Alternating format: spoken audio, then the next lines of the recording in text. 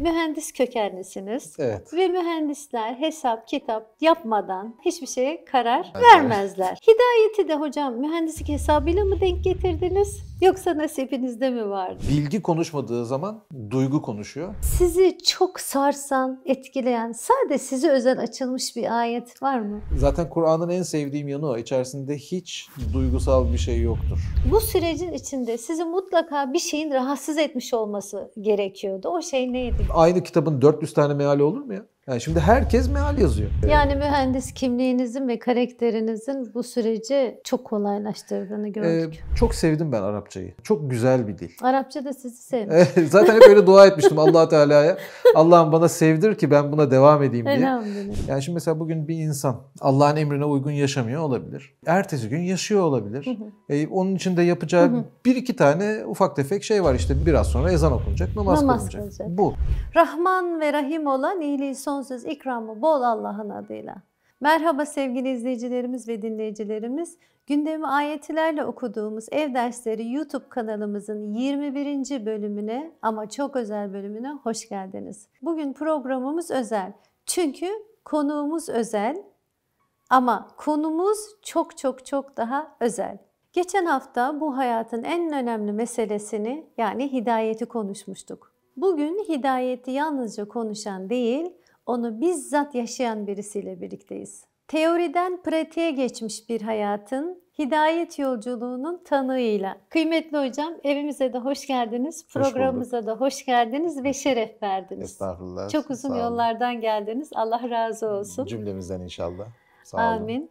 Erdem hocam, mühendis kökenlisiniz. Evet. Ve mühendisler hesap, kitap yapmadan, ölçüp biçmeden hiçbir şeye karar vermezler. Evet. Hidayeti de hocam mühendislik hesabıyla mı denk getirdiniz? Yoksa nasibinizde mi vardı? Vallahi yani o kadar dakik bir şekilde bilmiyorum nasıl oldu ama şöyle yani insanın içinde daha çocukluğundan itibaren bir şeyler oluyor yani böyle sıfırdan başlamıyorsunuz. Yani hiçbir zaman böyle isyankar, ateist, deist falan bu tarz şeylere hiç meyilim yoktu yani öyle bir eğilimim yoktu. Her zaman içinde hatta üniversitede okurken bile ben Allah'ın kitabını mutlaka bir gün okuyacağım ama hani böyle okursam da doğru düzgün adam gibi okurum diye düşünüyordum. Çünkü tabiatım biraz öyle yani bir şeye merak sardığım zaman onu dibine kadar tabiri caizse yapıyorum. Yani yaptığım diğer şeylerde de öyle. Böyle yüzeysel bir şeyi sevmiyorsam, ilerlemek istemiyorsam onda hiç bulaşmıyorum. Ama eğer girdiysem onu son noktasına kadar götürüyorum. Bu biraz Allah'ın kitabıyla alakalı da böyle oldu. Alışkın mıydınız? Çevrenizde var mıydı hocam? Şöyle kitap? benim ailem iki ayrı kutup diyebiliriz. Yani çekirdek aileden bahsediyorum. Bir taraf özellikle dayılarım vesaire, annem, büyükler, anneanne, babaanne, dede oralarda hep aynı böyle eski geleneksel dindar insanlar. Oruç sürekli var çocukluğumuzda da, namaz sürekli var. Ama ailemin bir tarafı dine uzak tanımlıyor kendisini. Ve onlar da işte bunları tasvip etmiyorlar. Daha uzak yaşıyorlar. Yani öyle bir gündemleri yok diyelim daha doğrusu. Hani böyle bir karşı çıkma, cephe alma değil ama öyle bir gündemleri yok. O da çok önemli hocam. Daha seküler yaşıyorlar, evet. Yaşıyor bir taraf. Ama dediğim gibi üst kuşakta yani anneanne, babaanne, dede vesaire buralardan hep dindarlığı gördük, yaşadık. Ama bizim yani şahıs olarak benim ve kardeşlerimin hayatına o şekilde girmedi tabii ki. Ben küçükken işte rahmetli babamın babası çok severdim. Yani benim karakterimi oturtmamda çok emeği vardır. Yani hep böyle onu örnek almışımdır kendime. Allah ondan razı olsun. Amin. O böyle İzmir'deydi tabii o zaman. Ben İzmir doğumluyum ama İstanbul'da büyüdüm. Her yaz tatilinde hemen İzmir'e giderdik. Onunla birlikte vakit geçirmeyi falan çok isterdim. Ve hakikaten de o böyle bir ön ayak olmuştur. Yani işte camiye gitme, namaz kılma vesaire ile ilgili ama böyle şey değil. Yani onun da hayatından vakit geldi mi namaz kılınır. Onun dışında da iş yapılır. Böyle hani bir zorlama ya da sürekli bir dini hayat böyle bir şey yok. Ama çok ölçülü. Her şey çok ölçülüydü. O yüzden de çok hoşuma gitmişti yani. Hep onu örnek almışımdır. Hatta şimdi hep merak ederim. Keşke yaşasaydı sorsaydım diye. Bu cuma namazlarında namaz kılındık yani o 2 rekat farz cuma namazı kılındıktan sonra dedem hadi oğlum bundan sonrası bizimle alakalı değil derdi. Çok enteresan. Kalkardık. Evet. Ben anlamazdım yani. Evet. Herkes namaz kılıyor, biz niye kalkıyoruz falan diye. Herhalde öyle oluyor olay diye. Hı hı. Sonra yıllar sonra tabii bunun doğrusunun böyle olduğunu öğrenince. Yani ayetin gereğini Evet, yapıyormuş aynen öyle rahmetli. ama demek Evet. ki bir şeyleri biliyormuş. Yani tabii o Allah zamanlar rahmet eylesin. biz daha çocuk denecek yaşta olduğum için ben dedem öldüğünde 16-17 Hı yaşındaydım en hı. fazla. Yani işte daha ergenlik vesaire ancak o dönemler. Böyle bir şey var. Hı Onun bir hı. örnekliği var gerçekten de. Sonra tabii üniversite bitti, iş hayatı başladı. O benim bütün bu üniversite boyunca, iş hayatı boyunca sadece geleneksel bir oruç şey var. Onu hiç bırakmadım. 10 Oruç hep tuttunuz 10 mu hocam? yaşımdan beri hiç bırakmadım. Allah kabul Allah etsin. razı olsun cümlemizin inşallah. Ama onun dışında başka bir şey yok. Evde namaz kılan var mıydı hocam? Anneanne, babaanne bunlar Hı hı. hep kılıyorlar. Annem de Ramazanlarda falan böyle biraz daha ya da işte biraz içine artık kendi yolculuğu nasıldı bilmiyorum. Annem de biz küçükken yani gençken kaybettik. Ben annem Allah öldüğünde rahmet 28 eylesin. yaşındaydı. Hı Yani tabii çok böyle benim dindar hayatımı hiçbiri görmedi. hı. Onların hiçbiri maalesef şey yapmadılar. Tanık olmadılar. Onlar öldükten ben yıllar sonra Allah'ın kitabıyla karşılaştım. Dolayısıyla hani neden böyle yaptığını sorma fırsatım Hı olmadı hı. ama namaz kılarken görüyordum nadiren de olsa. Hı İşte hı. Ne güzel Ramazanlarda şahitlik özellikle. yapmışsınız. Evet, evet, evet öyle. Hocam biz sizden önceki programımızda yani geçen haftaki programımızda ayetleri okuyarak hidayetin formülünü çıkarttık. Ne güzel maşallah. Dedik ki Çözmüşsünüz bu işi artık. Çok elhamdülillah güzel. Rabbim ona göre de yaşamayı nasip Amin etsin. inşallah. Hidayetin formülü nedir dendiğinde akletme, hakka yönelme, Rabbin hidayetinin gelmesi ama artı fonda iyi insan olma şartlarını okuduk ayetler eşliğinde. Sizin hakka yöneliminizde ilk kıvılcım, ben size çok soru hazırladım. Bunların hiçbir tanesi atlamak istemiyorum hocam. Çünkü eminim takipçilerimiz de çok merak ediyorlar. İlk kıvılcım ne zaman ve nasıl başladı hocam? Ve bu sürecin içinde sizi mutlaka bir şeyin rahatsız etmiş olması gerekiyordu. O şey neydi? Biz onu öğrenmek istiyoruz Şimdi hocam. şöyle oldu. Ya zaten şöyle hani dediğim gibi hep bir planımda vardı. Geleceğe hep ötelenen bir plan tabii. Biraz daha geçsin okuyacağım, biraz daha geçsin şunu yapacağım falan. Yani böyle bir vardır ya hep yapmak Hı hı. istediğimiz şeyleri ama öteleriz. Hı hı. Çok üzerinde durmayız. Aynen bu şekilde gidiyordu. Hatta o dönemlerde bu 2006-2007 o seneler zannediyorum. Yeni bu smartphone'lar yeni çıkmıştı. Onların içerisinde de bir Kur'an programı indirmişim ama hiç Hı açmamışım. hı. Hiç Yani nasıl fonda çalıştı sizi sürekli böyle bir dürtü hatırlatan bir şey var ama ben yani. onu bir türlü kullanmıyorum. Evet. Sonra işte onu kullanmama sebep olan bir olay oldu. İşte bir tanıdığımız benim açmadığım programı telefonu kurcalarken benim telefonuma işte incelerken diyelim bulup açtı. Ve benim hoşlanmadığım şeyler söyledi. Yani hani ben Hı. hiç Allah'ın kitabıyla tanışmamışım, okumamışım, bilmiyorum ya da hani çok yüzeysel bilgilerim var dinle alakalı.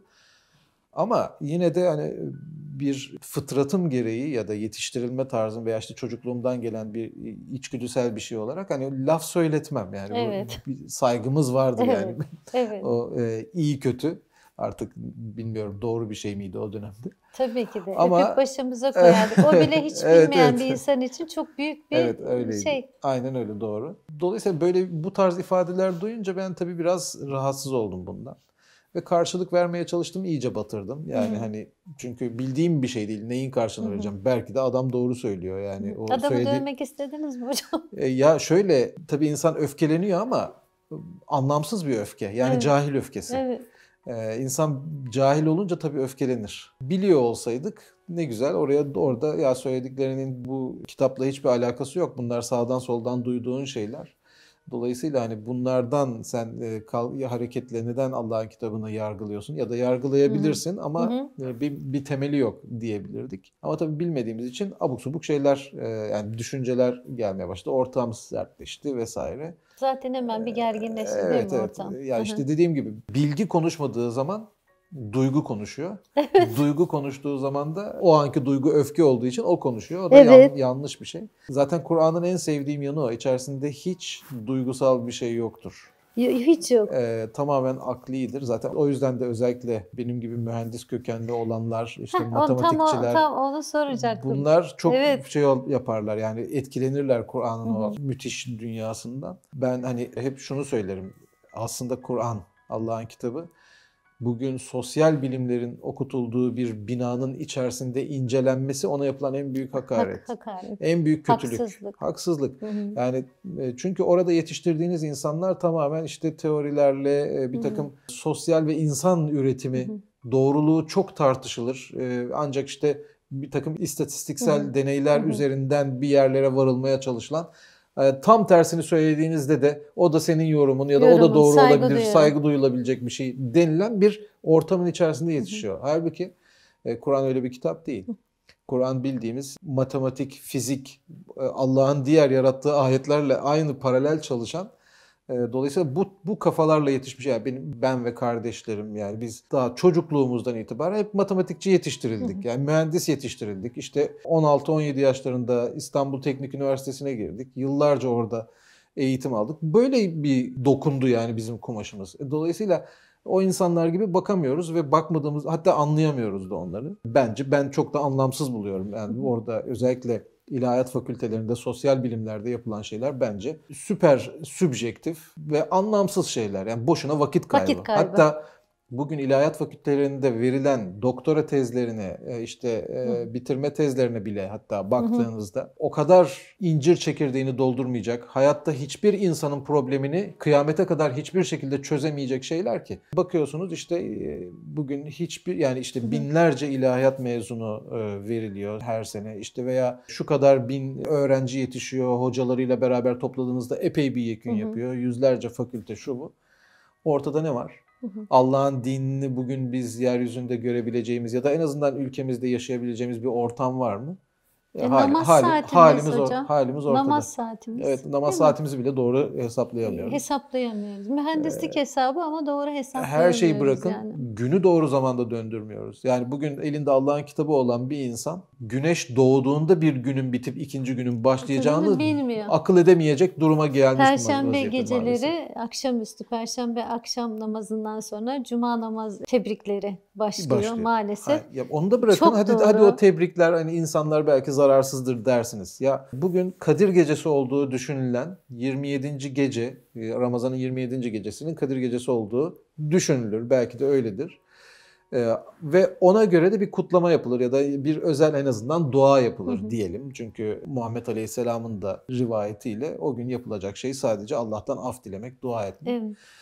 Ama o günün 27. gece olduğunu düşünsek bile bugün Diyanet takvimiyle ya da Diyanet'in işte bu sene kutlanacak olan Kadir Gecesi aslında 26. gece. Çünkü dediğim gibi günü döndürmeyi bile biz Allah'ın kitabından ya da Allah'ın bırakın kitabını, yarattığı ayetlere de bakarak, yani hiç kimse gecenin hiçbir alameti olmayan, emaresi olmayan 12'sinde hiç kimsenin tespit edemeyeceği bir vakitte bir insanı bıraksanız asla günü döndürmez. Yani kime sorsanız ya güneş doğunca yeni gün başlar der. Ama işte siz kafaları böyle kurguladığınız zaman, affedersiniz iydiş ettiğiniz zaman akılları, bunlar da nasıl oluyor? İşte bugünkü az evvel bahsettiğimiz sosyal bilimlerle oluyor. Başka hatta diğer pozitif bilimlerde de belli bir çerçevenin dışına çıkanları siz aforoz ettiğiniz zaman insanların doğru düşünme ya da alternatif düşünce üretme özgürlüklerini ellerinden aldığınız zaman belli kalıplar içerisine sığınıyorsunuz, çakılıp kalıyorsunuz. O zaman da gerçekleri bile o kalıpların içerisine giriyorsa kabul ediyorsunuz. Evet. Onun dışında bu gerçek değildir diyorsunuz. Güneşin doğuşu kadar her gün yaşadığımız en büyük ayetlerden bir tanesi olmasına rağmen bunu yapamıyorsunuz işte. Bu kadar çok düşünüp de bu kadar çarpıklığın içerisinde göz yummaya çalışmak da büyük bir olay değil mi hocam? Çok büyük, çok zor yani. Zor. Hakikaten insan üzülüyor. Düşünmemek daha kolay değil mi yani? Ya keşke o da mümkün olsa. Öyle dediler, öyle. Diyanet böyle dedi diye tamam, o vakitte kılarım, o vakitte kalkarım. Ya ben şimdi düşünüyorum, hiçbir şey bilmediğim zamanlar mutluymuşum. şu an üzülüyorum yani gerçekten. Ya bu nasıl böyle olur? Hem üzüntü, hem şaşkınlık, hem insanlara derdinizi anlatamama. Bir yerden sonra biz de tabii yılıyoruz yani artık, yani ne yapalım, ne yaparsa yapsın, adama o kadar söyledik kimse anlamıyor diyorsunuz yani, siz de insansınız neticede. Öyle de kontrolde Allah'ın elinde hocam. Öyle tabii Biz ki. biz yani çabalarımız Tabii bizim ki. kıymetli ve değerli Aynen öyle. olacak. Hatta bu sürünün içerisinde diyecek. Evet. İşte o yüzden biz de sürekli çalışıyoruz. Ya Erdem gel bakayım diyecek inşallah hocam. İnşallah. Çalışmaya devam. Hocam bu arada bir araya girebilir miyim? Siz bize hediye getirdiniz. Evet, böyle bir şeyimiz var. Şöyle göstereyim, takdim edeyim. Bu, Hocam iyi ki mühendis olmuşsunuz. Yani bu da benim hakikaten hastalığım aslında. Bu tea light mumluk ama tamamen pirinç malzemeden elde yapılmış. Hatta şunu bunu çıkartayım tamamen şöyle. siz yapıyorsunuz değil mi hocam? Evet, yani tabii bu yaptığım şeyler içerisinde nispeten daha kolay denilebilecek işçiliklerden bir tanesi. Daha bunların işte kapsamlı olanları var. Dolma kalemler, Dolma kalemi çakmak tarzı yapıyorsunuz. şeyler. Biraz böyle tasarlayıp üretmeyi çok seven birisiyim. Çok güzel. Yani iş olarak da hiç bir yerden bir şeyi hazır alıp başka bir yere satayım, böyle bir şey hiç beni çekmiyor. Ama şunu ürettiğim zaman buna sadece bakmak bile benim için çok büyük bir şey. Çok Allah razı Bana olsun. çok keyif veren bir şey. Emeklerinize sağlık. Sağ olun. Yani beni de nedense bilmiyorum. Hani hep böyle bir şey vardır ya. Dindar olan sadece din işleriyle ilgilenir. Ama bir mühendisin hem mesleğini yaparken hem aynı zamanda da bu Allah'ın kitabıyla iç içe olması beni çok duygulandırıyor, çok mutlu ediyor hocam. Evet ama keşke duygulandırmasa. Çünkü onu olması gereken şey aslında bu. Yani bizim yaşadığımız yetiştirilme tarzımız ve işte bu seküler bir toplumun içerisinde yetiştirildiğimiz için bunlar bizi duygulandırıyor. Ben de sizinle aynı şeyi yaşıyorum çoğu zaman. Ama keşke böyle olmasa. Çünkü normali bu. Yani şimdi ben aynı zamanda işte bir arkadaşımla yıllardır, hayatımın Evet. 30-35 yılı başka bir kanalda mizah programı yapıyorum. Evet. Yani bütün hayatımı böyle Evet, kazandım, evet. böyle geçirdim. Ve 15-20 yıldır da bunu dindar bir şekilde yapıyorum. Ve Allah'ın kitabını insanlara anlatarak, Allah'ın kitabı üzerinde sürekli Elhamdülillah. çalışarak. Bir yandan da öbür tarafta şey yapıyorum. Şimdi bunda bazen şaşırıyorlar ya, hatta ya bu adama bak neymiş falan diyorlar. Hatta aşağılıyorlar, hakaret ediyorlar falan ama Okuyorum yorumları. benim hiç anladığım bir şey değil. Yani kimi ilgilendirir ki? Yani ben Allah'ın kitabını okuyorum, çalışıyorum 20 yıldır onun diliyle vesairesiyle. Ve insanlara bunu anlatıyorum. Bir yandan da normal hayatıma mühendislik olsun, işte el işçiliği olsun, diğer hobilerimle, hatta hayvanları çok severim biliyorsunuz. Biliyorum. Onlarla, işte diğer programlarımla, mizahla, müzikle, bunlarla yazarak devam ediyorum. Bunda neye şaşırılıyor ben anlamadım. Yani bu hakikaten benim düşünce tarzıma hiç oturan bir şey değil. Hocam insanların da çok fazla o konuda kabahatleri olduğunu düşünmüyorum. Çünkü bir ayrışma yaşandı zamanında. Yaşattırıldı. İnşallah ben ümitliyim. Bizden sonraki nesiller İnşallah. daha hayatın içinde. Çok dindar ama işte mühendis. Çok dindar ama pilot, değil mi? Öyle hocalarımız da var. Yani inşallah hem meslek sahibi hem de dindar insanları Allah daha çok sayınızı artırsın. Ev derslerine hediye olarak getirmişsiniz. Hem de 10 tane getirmişsiniz. Allah razı olsun. Emeklerinize sağlık. Sevgili takipçilerimiz, Erdem Uygan imzalı bu çok özel tea light'ı Allah nasip ederse biz hediye etmeyi istiyoruz. Çok güzel. Nasıl yapalım hocam? Hediyeyi nasıl edelim? Vallahi siz bilirsiniz, bilmiyorum ki artık ilklerden mi seçersiniz, ortalardan mı seçersiniz? Ortalardan mı seçelim? Böyle bir... Yani bizimle beraber kemikleşmiş bir kadro var hocam. Her Perşembe saat 17'de ekranın başında olurlar. Onlar hak etmişler o zaman zaten. Onlar kendilerini biliyorlar. Lütfen bize adreslerinizi Instagram DM'den yazarsanız inşallah biz de size Erdem Uygan imzalı tea light'larımızı hediye edeceğiz. Güle güle kullansınlar inşallah. Çok teşekkür ederiz. Teşekkür Allah ederim. razı olsun hocam. Ben onu da Şöyle alayım. Tea light'ım kutusu da çok özel. Hocam siz biraz önce giriş yaptınız. Cenk Erdem olarak radyoda esprili sohbetlerinizle tanındınız. Hatta hemen araya gireyim. Eşim gelirdi sizin programınızın olduğu saatte. Arabadan inmezdi biliyor musunuz? Sizin program o akşam saatinde bitecek ve her akşam eve gülerek ve neşeyle gelirdi. Aile saadetimiz için de çok katkıda bulunmuşsunuz. Ne güzel. Farkında olmadan bayağı çok faydalı olmuş. Estağfurullah. Hakikaten hocam. Şimdi bu eğlenceli dünyadan hidayete geçiş süreciniz nasıl oldu? Çevreniz ve özellikle dinleyicileriniz bu dönüşümü nasıl karşıladı hocam?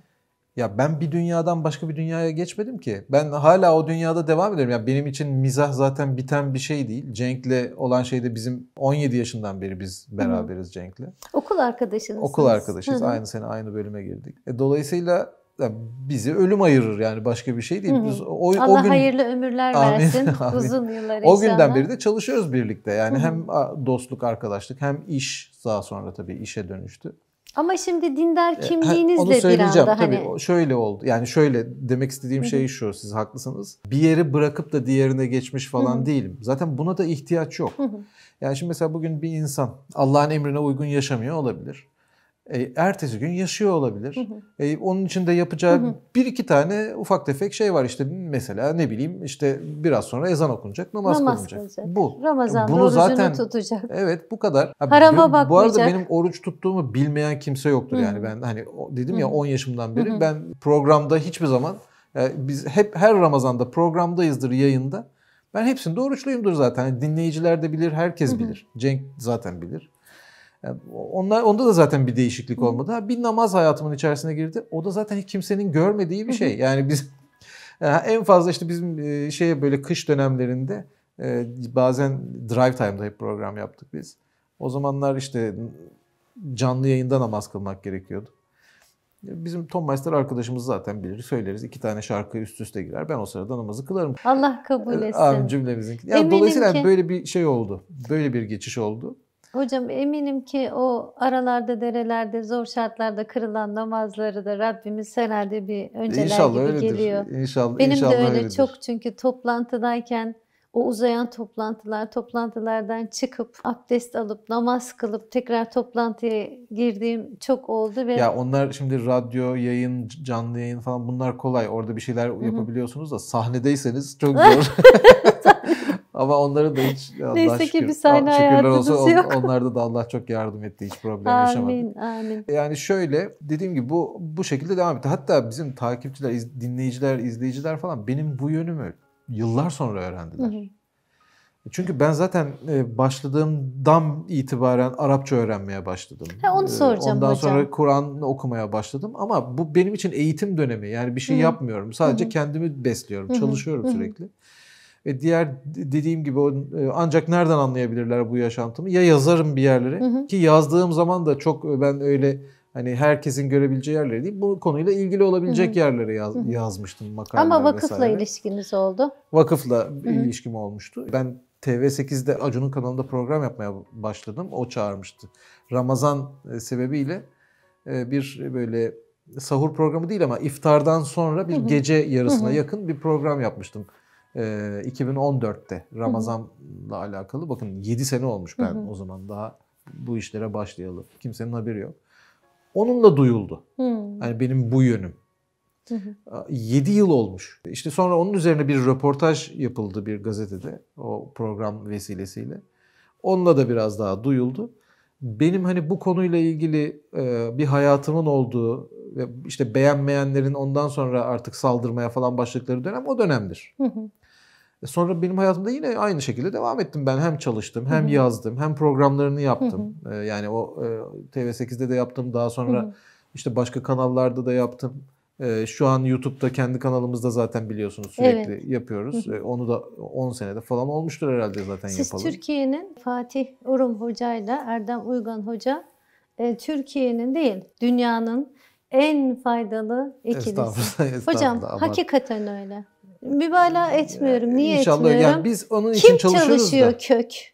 Kim Kur'an'ın kökünü çalışıyor yani hocam? şimdi şöyle, biz kök programına başlamadan önce böyle bir algı bile yoktu. O dediğiniz doğru. Yani hani kimse böyle çalışılması gerektiğini, kökler Bilmiyorduk. üzerine gidilmesi gerektiğini gerçekten bilmiyordu. Hatta biraz daha ileri gideyim, biz de bilmiyorduk bu kadar böyle bir şey olduğunu. Yani biz yavaş yavaş hani seziyorduk böyle çalışılması gerekir falan ama içine girdikçe bu işin ne kadar ciddi ve olmazsa olmaz olduğunu o işin içinde anladık. Formülleri Ben çözdünüz. kök programının ismini rüyamda buldum. Yani Allah Teala işte böyle uykuyla uyanıklık arasında, hatta logosunu bile rüyamda çizdim. Şu an mevcut logoyu ben o sırada çok güzel öyle logonuz çizmiştim. hocam. Evet. Ya çok. O da öyle çıkmıştı. Hani Kur'an'ın öğrettiği kavramlar diye bir yandan da kök üzerinde çalışıyorduk falan. Öyle başladı. Allah'ın bir ikramı yani. Sonra işte Fatih Hoca'ya söyledim. O da böyle bir çalışmaya Çok. hazır. Zaten böyle çalışıyorduk. Yani bunu sadece Hı hı. yayınlamıyorduk. O gün bugündür çalıştıklarımızı yayınlıyoruz da. İşte Allah Rabbim yolunuzu açık yardım ederse. etsin. Size sağlıklı uzun ömürler Hepimize versin ki inşallah. orada çalışılmadı kök kalmasın inşallah. Onun için sağlıklı bir 20-25 ömür vermesi lazım. O çok zor. Yani şöyle bazı ifadeler var. Hakikaten sadece onun için bir ömür yaşanır. Yaşanır, Yani değil bazı mi? kökler var ki zor, çok zor. Çok fazla Kur'an'da geçen kökler var, kelimeler var. Ama Kur'an'ın içerisinde 1720 civarında kök var. Evet. Yani Evet. bu o kadar büyük bir zenginlik ki bunu 600 ancak sayfaya sığmış. evet, bunu ancak işte bu konuyla ilgili olan biraz Arapça bilen kişi bunun ne demek olduğunu anlar. Çünkü yani bu şu hacimde bir kitabı bir insan yazıyor olsa tahmin ediyorum 150-200 kelime kullanır en fazla. Hadi 300, hadi 500 olsun. Yani mümkün değil öyle bir şey de.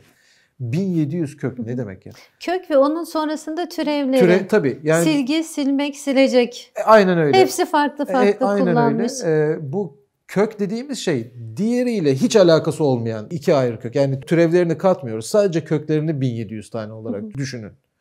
Şimdi mesela bu ne demek? Kur'an 600 sayfa. Her sayfasına bu köklerden 3 tane yazsanız tekrarı gelmeyecek. O kadar yazabiliyorsunuz yani. İnanılır gibi bir şey değil. Çünkü Allah'ın kitabı yani bu Öyle olması gerekiyor öyle olması zaten. lazım. Zaten Allah da böyle yapar. Başka türlü etrafımıza olması baktığımız zaman beklenemez. sadece gökyüzüne baktığımız zaman nasıl olduğunu görüyoruz. Görüyoruz. Zaten. Aynı şey. Hocam peki hani akrabanız gelmişti, o uygulamadan bir şeyler söylemişti, siz bir karşı çıkmıştınız. O Arapça öğrenme süreciniz bundan sonra mı başladı? Şöyle oldu. Ben ondan sonra meal okumaya başladım. Yani zaten okumak dediğimiz şey o yani. Evet. Başka ne okuyabilecektim? Sadece onu okuyabilirdim. Rica Fakat ederim, okumak, anlamak ifadesi kapsamıyor. evet. Fakat yani ne yalan söyleyeyim ilk başta zorlandım. Yani çok böyle bir şey yani beni çok cezbettiğini söyleyemem. Yani bazı yerleri anlamadım hatta hiç. Ama bunu Bir hiç sürü takipçimiz de şu an aynı soruyu soruyor evet ama hocam. bence şöyle bir şey benim hani kendimden belki katabildiğim tek şey odur. Ben bunu hep kendimde bildim. Yani burada anlatamayan değil, anlamayandan bahsettim. Yani Kur'an'ı benim anlayamadığımı ve burada bir yanlışlık olduğunu düşündüm. Ya da o mealin bir sıkıntısı olduğunu düşündüm. Yoksa hiçbir zaman Kur'an'dan şüphe falan etmedim. Yani böyle bir şey, böyle bir düşüncem hiç olmadı. Ama şeyin çok faydası oldu. Allah rahmet eylesin. Yaşar Nuri Hoca'nın şeysi, meali ve onun yazdığı kitaplar, yazdığı her şeyi okudum o dönemde. Allah rahmet etsin. O zaman hayattaydı. Allah rahmet eylesin. Bütün konuşmalarını izlemişimdir. Onun vesilesiyle tanıdığım diğer hocalarımız var. Onlardan da Allah razı olsun. Amin. Hayattalar çoğu. Üzerimizde kimin emeği varsa Rabbim razı olsun. Amin. Ölmüşlere rahmet Sonra etsin. kendileriyle çok tartıştık ettik falan ama haklarını da yemeyelim. Hepsinin çok emeği vardır. Tabii. Sonra işte dedim bu böyle olmayacak. Benim Arapça öğrenmem lazım ama tabii şeytan durmaz. Yani ben o zaman 35 yaşındayım. Yani bu yaştan sonra hele de Arapça gibi bir dili kavramak, öğrenmek falan yani mümkün değil diyordum yani. Hani aynı Kur'an okumayı ötelediğim gibi onu da hep öteliyordum. Sonra yine bir aile toplantısında yine o bahsettiğimiz kişinin vesilesiyle Allah razı olsun. Gerçekten öyle. Şöyle bir şey oldu. Bize uygunluk kazandırdı. Gerçekten öyle. Ben çok severim kendisini de yani buradan da selamlarımı söyleyeyim. Çok olsun, iyi bir insandır gerçekten. Allah razı olsun. O da bu sefer şöyle bir şey yaptı. Ünlü bir kişiden bahsetti. Dedi ki bir bayram kahvaltısı bu arada. 65 yaşından sonra dedi mükemmel derecede Fransızca öğrenmiş. Biliyor muydun dedi. Ana dili gibi. Ciddi misin dedim ya. Ben de o sırada yani hep böyle o Arapçayı öğrenemem falan diye. Ben ondan sonrasını hatırlamıyorum. Yani ondan sonra bir sürü şey konuşulmuştur, bir sürü şey olmuştur. Hiçbirini hatırlamıyorum. Benim kafamdaki tek şey bu olabiliyor demek ki diye. Elhamdülillah. Yani benim daha 65-30 yılım var yani yaşarsam diye düşünüyorum. O yüzden o hafta yanlış hatırlamıyorsam hemen o hafta bir araştırmalara başladım ben. Arapça kursuna başladım. 2 yıl kurs okudum. 2 yıldan sonra baktım ki bu hiçbir şey yani ben ancak temelini bile zar zor öğrenmiş vaziyetteyim. Kursta da çok iyi durumdaydım. Yani hatta belki de başka bu kadar ilgili kimse yoktu. Hoca da fark etmişti. Allah selamet versin. Çok iyi bir hanım kızımızdı. Kendisi dedi ki ben sizin için şey yapacağım dedi. Bakacağım yani sizin buradan bununla yetinmeyeceğinizi zaten anlamıştım dedi. Özel ders. Yok bir hoca ayarlayacağım. Sizi yani ben artık size yardımcı olamam dedi. Daha ileri seviye bir şey yapmanız lazım ve böyle azimle devam ederseniz iyi olur dedi. Hakikaten de bir şeyle görüştü. Birkaç gün sonra bana bir telefon verdi. Bir kağıdın üstüne bir telefon yazmış. Ben de vakit kaybetmeden hemen o numarayı aradım. Açan kişi sanırım ya dekan ya öyle bir şey, şu an tam hatırlamıyorum. Geçmiş zaman bir üniversitenin hocası. Dedi ki ya dedi çok şanslısınız dedi. Hayırdır hocam dedim.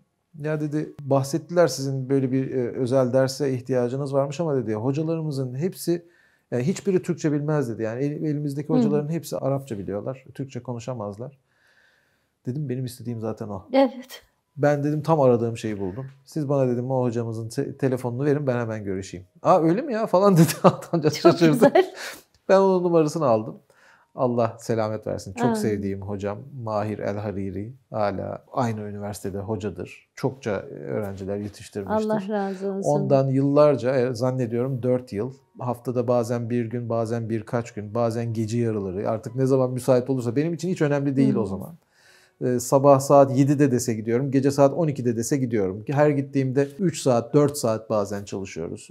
Sizin karakteriniz bu öğrenme sürecini kolaylaştırmış. Evet hocam. öyle oldu. Ve Aynen öyle. Dibine kadar gitme şeysi. Hı-hı. Hatta evinde yemek yiyip içmeye başladık. İşte orada diğer işte çocukları o zaman küçüktü. Onların okulla problemleri oluyor. Müdür bir şey istiyor falan bir şey oluyor. Bunlar anlamıyorlar anne baba. Çocuklar Türkçe biliyor. Anne baba bilmiyor falan. Ben onların aralarında da bazen böyle şeyler yaptım. Tercümanlık gibi. Birbirinize vesile Evet kılmış. evet çok güzel. Hala çok severim. Yani çok iyi insanlardır. Suriyeli. Allah selamet versin. Daha tabii Suriye'de olaylar başlamadan çok önce gelip yerleşmişler burada iş gereği. Öyle bir hem dostluk hem işte öğrenci hoca ilişkisi, o şekilde de Arapçayı biraz daha ilerlettik. Tabii dil öğrenmek biliyorsunuz biraz akıntıya yüzmek gibi, yani bıraktığınız anda sizi metrelerce geriye götürür. Çok iyi bilirim hocam. O yüzden de Mahir Hoca'dan sonra biraz daha modern Arapçaya yönelmek istedim. Ondan sonra da işte Abdülsamet Bakkaloğlu hocam Allah selamet versin. Amin. Bence Türkiye'nin en iyi modern Arapça üzerinde en iyi, en kalifiye ve müthiş yetenekli, çok zeki bir insandır. Ne güzel, ne güzel. Ondan da o dönemlerde neredeyse yaptığı her kursa katılmışımdır. Daha sonra online derslerine falan katıldım. Bazen arada hala katılıyorum. Onunla da bir dostluğumuz vardı. Ne güzel. Bir dönem böyle İstanbul'da nerede Arapça ile ilgili belagat, tamam belagata gidelim falan diye böyle onları kovalayıp oralara girip çıkmıştım. Çok da yazardım, yani yazarak öğrendim diyebilirim. Yani bu dil özellikle Arapça. Mesela Mahir Hoca ile çalışırken o önce bir şeyler anlatırdı. Ben onları kaydederdim telefonla veya işte kamerayla şunla bununla. Sonra giderdim, tabii Arapça sürekli konuşuyor. Anladığım yer, anlamadığım yer bir süre, o daha ilk dönemler tamamen tarzanca idare ettik. Sonra o anlattığı şeyleri evde baştan aşağı o gün konuştuğumuz her şeyi yazardım. Ondan sonra evde böyle bir sürü kitabım, defterim var dolu. Ondan sonra bir dahaki derste götürürdüm. O doğrusunu yanlışını ayıklardı. Öyle ilerledik. Yani mühendis kimliğinizin ve karakterinizin bu süreci çok kolaylaştırdığını gördük. Öyle herhalde. Yani biraz da şöyle ben şöyle tarif ediyorum daha doğrusu. Çok sevdim ben Arapçayı. Yani çok güzel bir dil. Arapça da sizi sevmiş. Zaten hep öyle dua etmiştim Allah Teala'ya. Allah'ım bana sevdir ki ben buna devam edeyim diye. Elhamdülillah. Çünkü şöyle, sevmediğiniz bir şey için bu kadar emek vermezsiniz. Yani çok emek isteyen bir şey ve yılarsınız. Yani insan yılar. Yıldırır yani insanı. O yüzden de seviyorsanız ve işte keyif alıyorsanız, zevk alıyorsanız bu sefer o yılgınlık falan gelmiyor size. Gelmiyor. Devam ediyorsunuz. Ama o arada da ayetleri okumaya başladınız değil mi? Tabii. Zaten sürekli ayetler. Yani sürekli ayetler Tabii. size açılmaya başladı. Aynen öyle. O dönemde zaten işte bizim vakıfla da ilişkilerim başlamıştı. Abdülaziz Hoca Allah selamet versin. Onunla tanıştık. Onunla beraber işte onu takip etmeye başladık uzun süre. Önce uzaktan, hocayı tanımadan, sonra işte tanıştıktan sonra biraz daha yakından, sonra vakfın baktım içine girmişim falan öyle bir. Şimdi hala orada da bir yandan çalışmalarımıza devam ediyoruz. Orada ilmi ekibin içerisinde araştırma yapıyorsunuz değil mi hocam? Evet. Fatih Hoca ile biz daha çok kavramlar üzerine çalışıyoruz. Çünkü Süleymaniye Vakfı deyince insanlar Süleymancılar cemaatiyle bu işi Değil, karıştırıyorlar. değil. Burası tamamen ilmi bir ekibin oluşturduğu Evet, aslında bir araştırma. Araştırma Vakfı. Şöyle Vakfı. Zaten yeri Süleymaniye'de. Evet. Yani hemen caminin çok yakınında. Evet. O yüzden ismini Hoca Süleymaniye Vakfı koymuş. Evet. Daha 1993 yılında kurulmuş.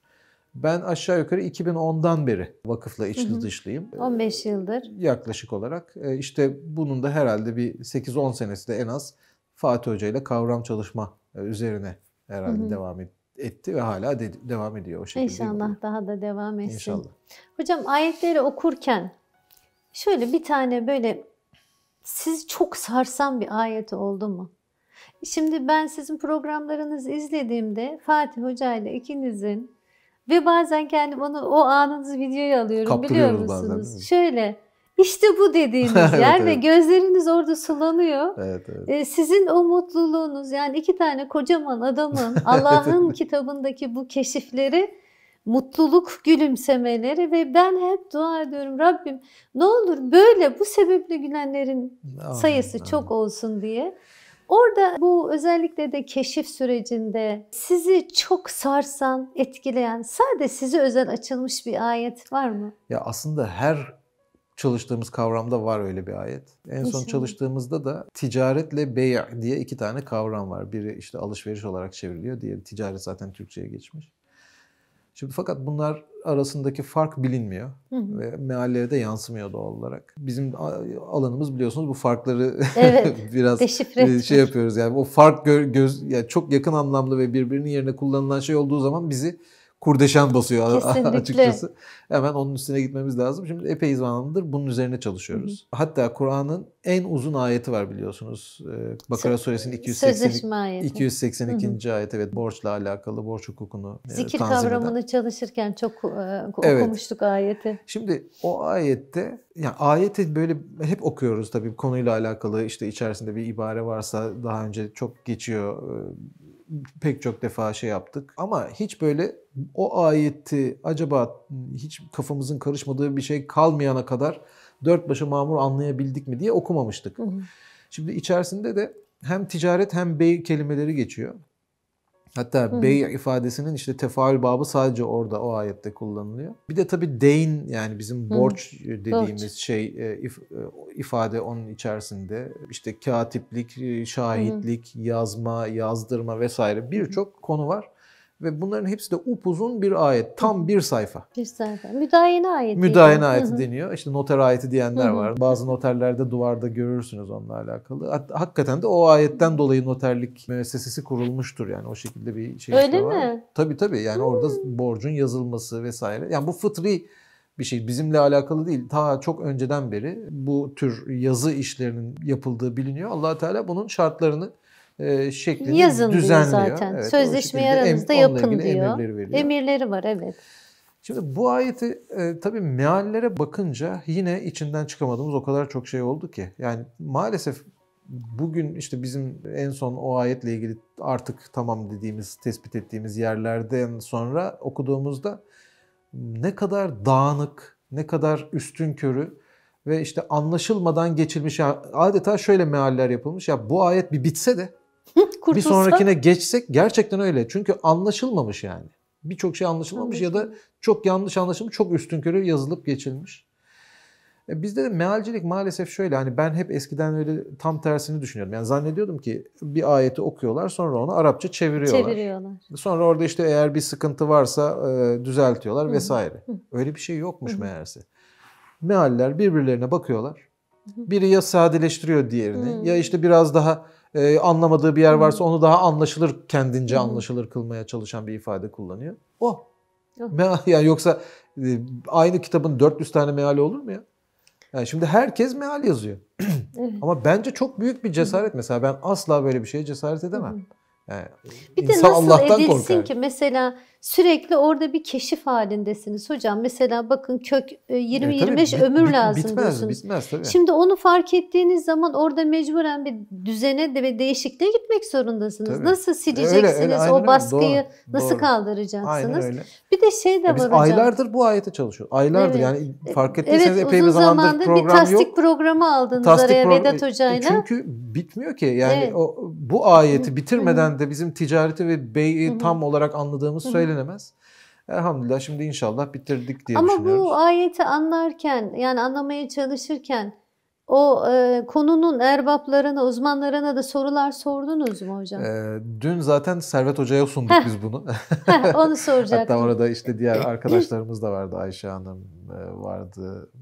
Serdar kardeşimiz var. Bu konuları bilen, bu konularda çalışmış veya işte kitap ya da tez yazmış arkadaşlar. Biz de bir vesileyle bu konuyu onların önünde de konuştuk. Çok da bereketli olduğunu düşünüyoruz. Yani hakikaten de beni en azından çok geliştirdi orada öğrendiğim şeyler. Bakalım nasıl olacak inşallah. Güzel olur. Çünkü hem istişarede fayda var diyor Rabbimiz, hem de bir de konunun uzmanına götürün diyor. Tabii ki öyle. Yani tabii siz ki, şimdi tabii ki. Bizim ne Arapçayı kadar, bilen... Tabii siz kavram olarak anlarsınız, şey yaparsınız ama pratikte bu işi uygulayanlar ya da işte bunun üzerine çalışan kişilere de bunu anlatamıyorsanız bir sıkıntı var demektir. O yüzden orada. ekip olarak çalışmak gerekiyor. O yüzden bireysel meal sakıncalı oluyor ama söylediğiniz zaman siz kötü oluyorsunuz. Evet, maalesef. Olsun, kötü olun. Bu hocam. beni etkileyen ayet konusunu biraz uzatmış oldum ama şöyle, beni etkileyen, hani bizi Fatih Hoca ile diyelim, tabii kendimi tek başıma şey yapamam. İşte bu dediğimiz yerler hep böyle bizim takıldığımız ve bir vesileyle Allah Teala'nın oraya aslında koyduğu ama bizim sonradan gördüğümüz o çözülme anları bizi çok şey yapıyor. Çünkü çok uğraşmış oluyoruz o zamana kadar. Yani hakikaten insanı, ya bu nasıl olur acaba? Nedir acaba buradaki problem diye Allah Teala yardım ediyor. Başka bir ayet gösteriyor veya oradaki konuyu bu sefer anlamamızı sağlıyor. Öyle o esnada biz bir şey yapıyoruz. Bir coşku oluyor tabii öyle. Çünkü sürekli, yorulmuş oluyoruz. Sürekli de ama interaktif, Rabbimizin böyle eli sırtınızda hissediyorsunuz değil mi çok hocam? Şükür elhamdülillah. İnşallah öyle. Ya şöyle söyleyeyim, yani başka hiçbir şeyden böyle bir keyif alamazsınız. Yani beni başka hiçbir şey tatmin etmiyor. Aynı yani şekilde. Şu kitap ve onun üzerine çalışmak, oradaki bir kavramın en ufak bir şeyini böyle tespit edip orada bir çorbada tuzunuzun olması, bundan daha üst bir şey ben hayatımda yaşamadım. Yani hocam çok iyi anlıyorum. Yaşayacağımı da zannetmiyorum. Ben sizi o Siz kadar çok anlıyorum. Çünkü elhamdülillah elhamdülillah benimki de böyle bayağı bir, hani sizinkinden daha radikal bir dönüş oldu. Bütün günüm sadece ders çalışmakla geçsin. Allah'ın kitabını öğrenmekle, ama birilerine de öğretmek de geçsin. Yani tabii. O öğrendiklerimi aktarmayı istiyorum. Tabii. Çünkü hani bir maden bulmuşsun da öyle oluyorsunuz siz de mutlaka. O madenden herkes faydalansın istiyorsunuz. İşte o yüzden Allah'tan şimdi imkanlar çok. En azından eskiden tabii yazmaya çalışıyorduk bunları, bir an evvel kayda geçsin falan diye. Şimdi kayda geçmesi daha biraz daha pratik, çok kolay. Şükür, çok şükür. O yüzden işin mutfağına daha fazla zaman harcayabiliyoruz. Hocam, ilk namazınızı hatırlıyor musunuz? Hatırlıyorum. Sabah namazı. Nasıldı? Çok güzeldi. Nasıl oldu? O gece sizi dürten şey ne oldu hocam? Vallahi bilmiyorum ama ben şöyle düşündüm sonradan herhalde. Hakikaten bu kitabın Allah'ın kitabı, emrin de Allah'ın emri olduğunu anladıktan sonra yapacak bir şey yok. O emre uyacaksınız. Teslim olacaksınız. Yani geçenlerde bir arkadaş şöyle bir şey söylemişti kendisi. Ya işte ben tamam biliyorum Allah'ın emri şu bu ama ben işte huşu duymuyorum ya da işte etkilenmiyorum. Duygusunu yaşayamadığım için kılmıyorum. Böyle bir şey yok ki. Yani hiçbir şey hissetmeyebilirsiniz. O sırada tamamen aklınız başka bir yerde de olabilir. Ya bu çok normal, insansınız ama o namaz kılınacak. Zaten teslimiyet böyle bir şey. Yani siz ben onun atmosferine gireyim, ben oradan işte manevi bir haz alayım. Hazreti Ali gibi kılayım. İşte yani böyle bir şey yok. Ben Hazreti Ali'nin de çoğu namazının böyle olmadığını çok adım gibi biliyorum. Yani öyle aman bir şey, hocam ama öyle bir şey olmaz yani, insanız çünkü. Etrafımızda bizi cezbeden veya işte farklı yönlere ya da işimiz gücümüz var her şeyden önce. Zihin var yani. Zihin bir şeylere Aksi mutlaka. takdirde teslim olduğunuzu gösteremezsiniz ki. Yani şartlar sizin aleyhinize olacak ama siz yine de onu yapacaksınız ki. Yoksa namazdan inanılmaz keyif ve haz alarak zaten her gün sabahtan akşama kadar insan namaz kılar. Evet. Orada zaten bir teslimiyet değil ki, o zaten size verilmiş bir ikram. Evet. Ama bunun tam tersi durumlar da olacak ve siz yine orada kılacaksınız. Bakın Allah Teala Nisa suresinin 101. ayetinden 103. ayetine kadar bize seferde, yani yolculuk sırasında ve üstelik yolculukta bir anda karşımıza bir düşman çıkıp onunla çatışmaya girdiğimiz durumda namazı tarif ediyor. Bir rekat. Şimdi siz oradaki adamın, her an üzerine bir mermi gelecek olan adamın yanında diğer bölüğün nöbet tuttuğu adamın namazın huşusunu yaşadığını falan mı düşünüyorsunuz? Çok öyle bir şey olur mu? Çok güzel. Öyle bir şey değil. Çok siz güzel teslim olacaksınız, kılacaksınız. Ondan sonra Allah'ın emrini bir kere yerine getireceksiniz. Buradayım, ben buradaydım tabii öyle. diyeceğiz. Hani öyle Vakit ya da girdi, böyle. emir Evet. buydu, ben de onu yaptım. Yaptım. Onun dışında tabii ki huşuyla kılarsınız, işte Allah korkusu içinizde belirir, zikrullah olur o. Yani o zikir içinizden taşar. Ona zaten diyecek bir şey yok. Hocam, ama böyle olmuyor diye yapmıyorum denmez. Öyle olmadığı için yapmayan benim de tanıdıklarım var. Belki takipçilerimizden de, izleyicilerimizden Olabilir, de vardır. Onun formülünü şöyle buldum. Hemen yeri gelmişken söylemek istiyorum. Hocam kitabı elime alıyorum. Tamam mı? Kur'an'ı. Ondan sonra şöyle açıyorum bir tane namazda. Oradan ayetleri okuyorum. Mealini okuyorum. Ondan sonra onu kenara koyuyorum. Ve dolayısıyla zihnim hiçbir yere dağılmıyor. Ben formülü böyle buldum. Çok güzel, yani herkesin kendine göre formülü olabilir. Yani ama tavsiye edebilirim. Arapçasını da okuduğunuz sürece sorun yok. Arapçasını tabii. Tamam. Arapçasını okumadan olmaz hocam. Tabii ki. Aklınızdan geçirmeyin yani. Evet, ben siz yapacağız biliyorum da hatırlatayım diye dinleyicilerimize, izleyicilerimize. Türkçe meallerle hocam zaten biraz önce anlattığınız meallerin içinde bulunduğu durumu zaten kılınması mümkün değil. Sabah namazınızı o şekilde kıldınız. Evet, sabah namazımı kıldım. Ondan sonra da zaten namaz hiç bıraktınız mı? Yok. Hiç. Ondan o sonra günden beri hiç bırakmadınız. Hiç bırakmadım. Hayır. Yani o sabır ve sağlamlılıkla o yol üstünde durdunuz. Başka çaremiz yok. Yani eğer biz Allah'ın kulu isek, bu kitaba teslim olduysak, adı teslim olmak anlamına gelen bir dinin mensubuysak bunu yapmak zorundayız. Şartlar ve koşullar ne olursa olsun yapmak zorundayız. Mesela şöyle bir durum olabilir. İşte ne bileyim, başınıza bir şey gelmiştir. 2 gün yemek yememişsinizdir. Uyku uyumamışsınızdır. Ertesi günde Ramazan'ın biridir. Ne yapacaksınız? Ya ben 2 gündür açım, bir daha mı aç kalacağım mı diyeceksiniz? Yok, tutacaksınız o orucu. Allah Teala Ramazan geldiği zaman oruç tutulacak diyor. Bitti. Evet. Yani burada bahaneye falan bakılmaz. Evet. O yüzden zaten kul böyle yapar. Kulluk işte budur. Ya kimin efendi, kimin kul olduğunu görmemiz ve öğrenmemiz gerekiyor. Böyle öğrenebiliyoruz. Teslim olarak. Teslim olarak tabii ki. Bir de o şeytanın sağlarından, sollarından, önlerinden, arkalarından o sırat-ı müstakimde özellikle bulunması, özellikle de İslam'a gönlü daha yeni açılan insanlar için değil mi hocam? Namaz kılma vakitleri, ya dur bak olmadı, abdestin mi olmadı acaba? Ya kıble yönün olmadı, ne kadar çok vesvese veriyor. Tabii ki. Oradaki o sağlam duruş belki de bizim hidayet değil mi hocam? Aynen öyle yani. Vesilemiz oluyor. O şeytan boş durmaz. Yani o her zaman çalışmak üzere şeydir, yani iş başındadır. Çalışma alanında bizim bulunduğumuz sahanın engellenmesi alanı.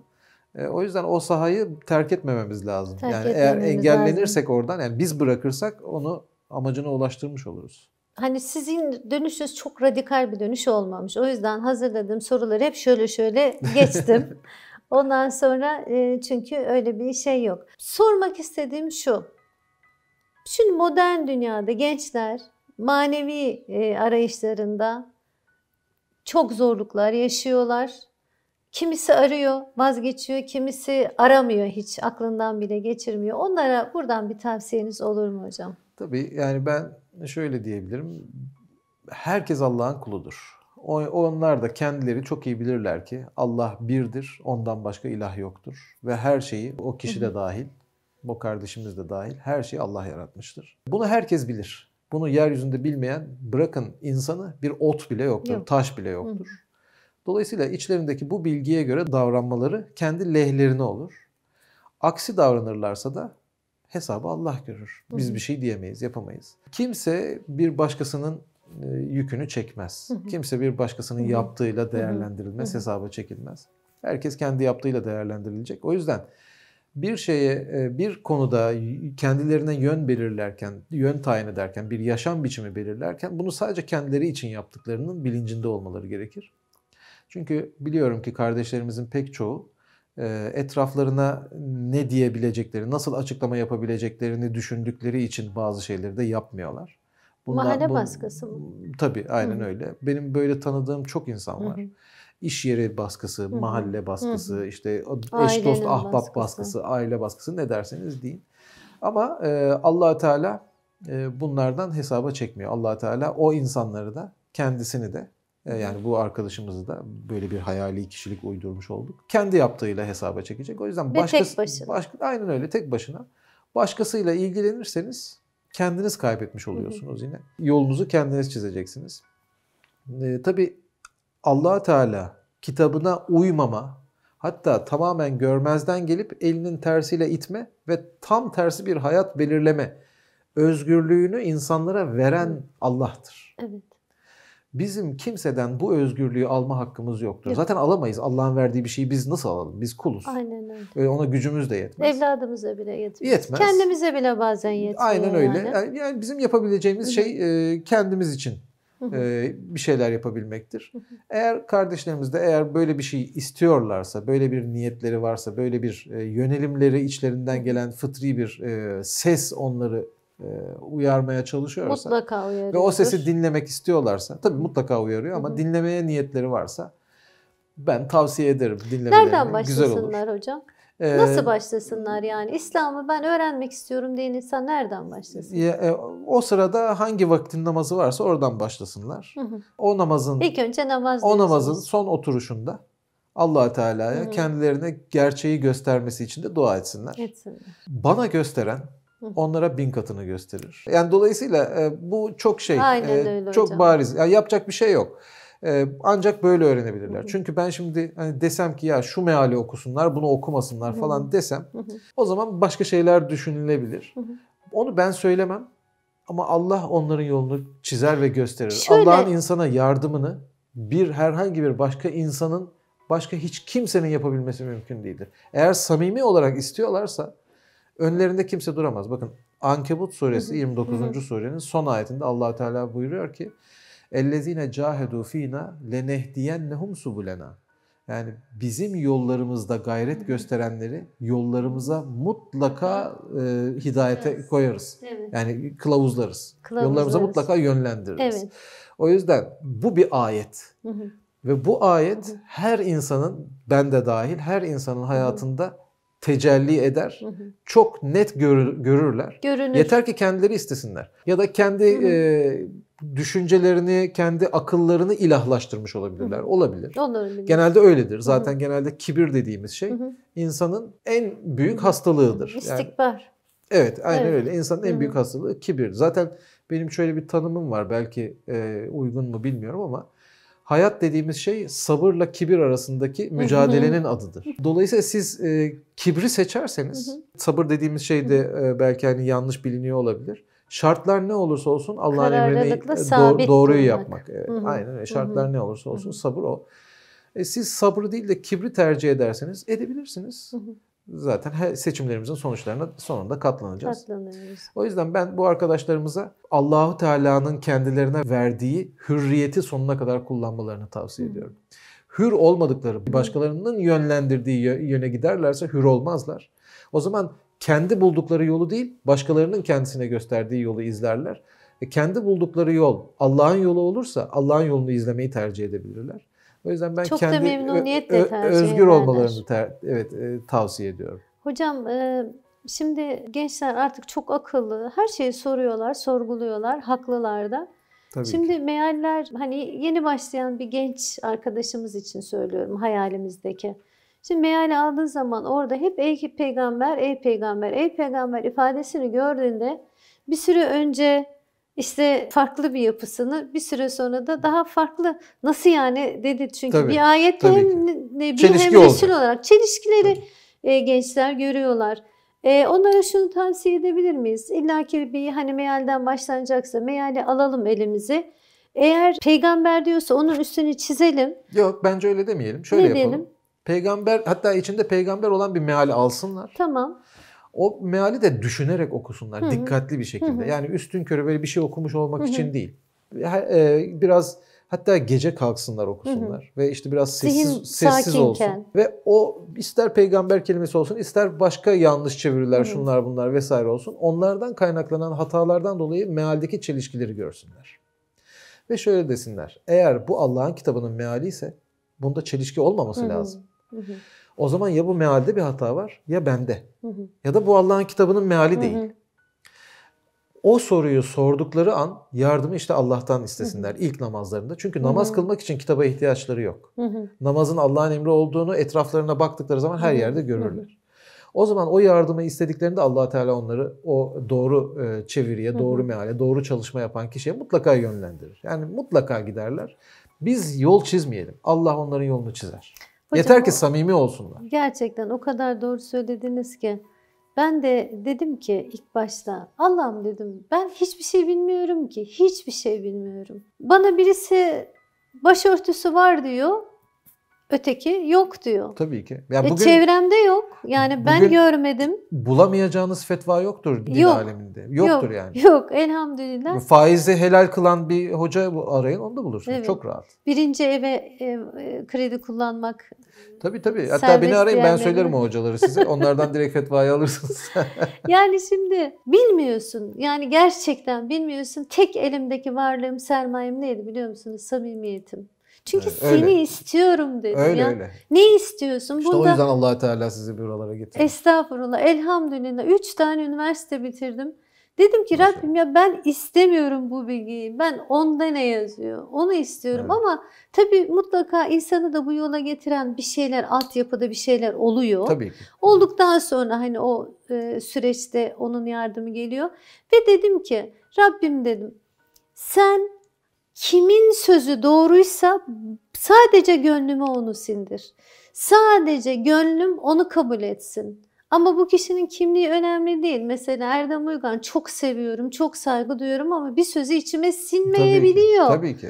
Burada beni ikaz et dedim ve biliyor musunuz hiçbir zaman başımı boş bırakmadı. Biliyorum. Bırakmadı hocam, biliyorsunuz. Ben de aynısını yaşadım. Çok net biliyorum. Yani bu o kadar net bir şey ki. O yüzden ben bunu tavsiye ediyorum. Evet. O yüzden diyorum biz yol çizmeyelim. Ben kimseye şu yoldan git, bu yoldan git demem. Benim söylediğim şey şu. Samimi olarak istiyorsan Allah'tan iste. Evet. Ve bunu namazda yap. Namazı da asla bırakma. Bırakma. Çünkü namazı bıraktığınız zaman disiplini bıraktığınız demektir. Evet. Namaz sizi disipline eder, bir forma sokar. Ondan sonra oradan yürüyün. Allah orada öyle bir imkan veriyor ki, yani öyle bir ikramda bulunuyor ki bunu benim burada anlatmam falan mümkün değil. Yani dile getirmem mümkün değil. Ne yazabilirim, ne söyleyebilirim, ne programını yapabilirim. Bunu ancak yaşarsınız. Yaşanması lazım, hissedilmesi lazım. Çok olsun sayıları. O yaşayan, o hisseden, o hani ayetle mutlu olan Allah'ın, Resulullah'ın bir sözü var ya hocam, hani bir mümin Allah'ın bir sözünü işittiği zaman suya kavuşmuş bir balık gibi mutlu olur. Ama bir kafir Allah'ın sözünü işittiği zaman kafese kapatılmış yırtıcı bir kuş gibi oradan çıkmak ister. O suya kavuşmuş balıkların sayısı çok olsun inşallah. Amin. Hocam Allah razı olsun. Cümlemizden. Çok sorun var. İnanın çok sorun vardı. Soramadım. Hepsini cevaplarım. Ama vakit de çok uzun.